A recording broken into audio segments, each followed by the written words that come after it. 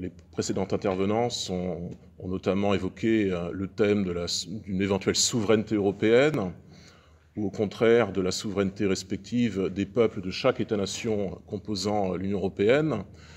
Il a également, je crois, été évoqué la notion d'Europe-puissance, ou bien d'une Europe qui serait, encore une fois, une somme d'États-nations avec parfois, et je le crois souvent, des intérêts contradictoires. Bon, pour vous le dire nettement, je ne crois pas qu'il soit possible de construire une Europe-puissance avec des intérêts qui seraient unanimement partagés. Parce que même si nous sommes une Union européenne, nous demeurons malgré tout des États-nations avec... D'ailleurs, nous ne sommes pas tous des États-nations. Il y a des États qui sont plus qui intègrent plusieurs peuples en eux-mêmes.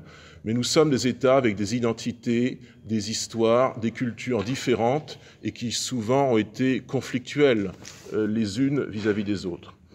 Nous formons une Union européenne présentement en 2022 et depuis le processus de construction européenne tel qu'il est établi depuis le traité de Rome de 1957.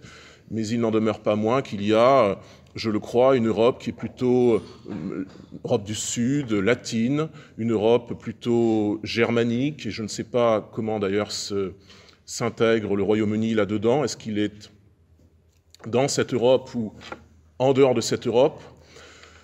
Bon, je ne crois pas que l'on puisse faire une Europe-puissance au seuil du XXIe siècle, même si il y aura à la fin de ce siècle, dans le siècle qui viendra, de grands pôles de puissance qui déjà existent avec les États-Unis qui sans doute auront décliné, une Chine qui deviendra, je le pense, dans les années 2030, la première puissance économique, l'Inde qui sera le pays le plus peuplé. La logique voudrait que nous soyons une Europe-puissance dans ce cas-là. Mais je ne pense pas que ce soit possible car nous avons, encore une fois, cette contradiction de nos intérêts nationaux qui ne coïncident pas toujours les uns vis-à-vis des autres.